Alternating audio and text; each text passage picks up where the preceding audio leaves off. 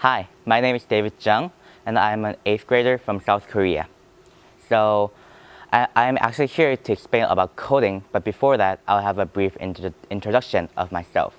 Um, I am a student who likes to program, and I first met coding when I was a 4th grader. And ever since then, I have participated to numerous of various kinds of coding competitions. And one example, which was the biggest among them, was the Samsung Junior Software Competition, where over 6,500 people actually participated, and it was held from last June to November. My mission was to create an application that fits that year's topic. And the topic that was given to me was happiness. So I came up with a guide application for package travelers, and I was very fortunate enough to win the whole competition, and I have actually won about $10,000. So if you know how to code, you have these kind of opportunities. So now let's talk about real things. Coding, software control, programming. How familiar are you with these kind of topics? Well, people often feel unfamiliar and have a biased impression in these kind of subjects. And it's because they don't think it's necessary, and they also think that it is very hard and it's a foreign type of subject. However, if you look at the current flow of the society, I think coding is not an option for you, but is a must. So we're currently living in the age of fourth industrial revolution, which is often called the information-oriented society. We are surrounded by tons of electronic devices, and we know that we are highly dependent on them. So for example, if I come out to you and say, okay, now I'll take your smartphones away and your MacBooks away. Now live without them for just a month. And who here can say it doesn't bother me? No. Yeah, there is, but there's really very few. And the society will be evolving in a way where we will be even more dependent on these electronic devices, and we will not only live surrounded by them, but we will live with them. So in future automated society, jobs, education, and businesses will be based off of these electronic devices, and the skills that require to control electronic devices, CPUs, and programming will be also necessary. Then, how should we control the CPU-based electronics? Sorry.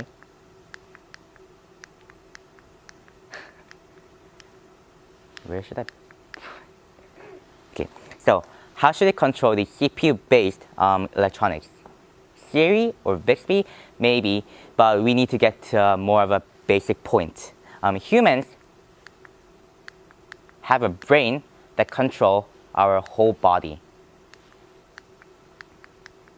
And in case of CPUs, in case of machines and electronic devices, CPU works as their brain.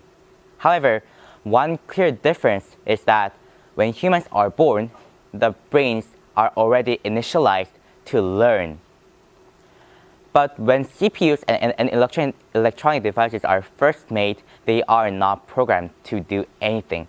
They need commands and they need programming languages to make them learn. So we can say it's an undeveloped area where we should program them for the first time. But there's a problem. Computers use these kind of languages, and these are called the binary language. They're the language that is made out of 1 and 0, and it is very hard to understand them, and we neither need to understand them. Between this binary language and the English, which is the most common language on earth, humans came up with several programming languages that we and both the machine can understand to give them orders. So C, C++, Python, Java, all these programming languages that you know are in this middle section. But as I said, many people know this as very, very hard languages.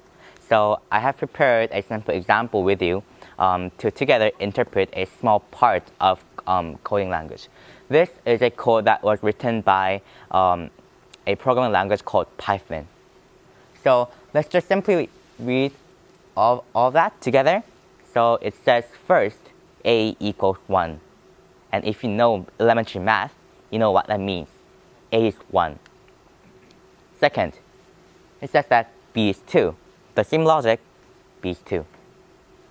And here comes the slightly more difficult part. It says C equals A plus B. And if you can just think about it for a simple time, you can just substitute A with 1 and B with 2, which equals C equals 3. So we came up with that idea. Until that was very easy. And it gets kind of complex for the next few lines. It says if C is bigger than 2. So we can actually interpret it as a form of language, so we can just read it as we read a book or an English paragraph. So continuing, if C is bigger than 2, then written is print C is bigger than 2. So it actually means if C is bigger than 2, then print C is bigger than 2. And then below there is another comment, which is else. You can see that if C is bigger than 2 and else are on the same line. And that does mean it's the else means the opposite case of the if C is bigger than 2. So if C is not bigger than 2, then we execute the line print C is not bigger than 2. So what will the result of this whole paragraph be? Anyone who knows the result of how this whole code will end?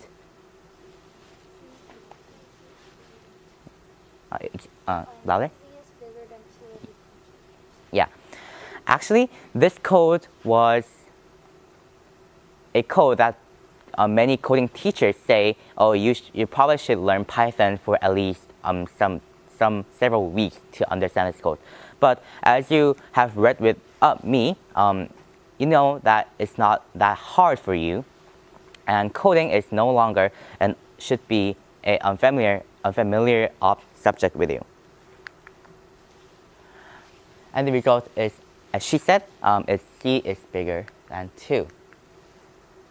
So if you want to live in a society where you are surrounded by electronic devices, and if you want to succeed in also in the future automated society, I strongly recommend you to have interest in coding and start preparing yourself for the upcoming events so that you will successfully live through a life where coding becomes a base, like math is the base of whole subjects like these days. And I just want to tell you one thing. Coding is inevitable. Thank you.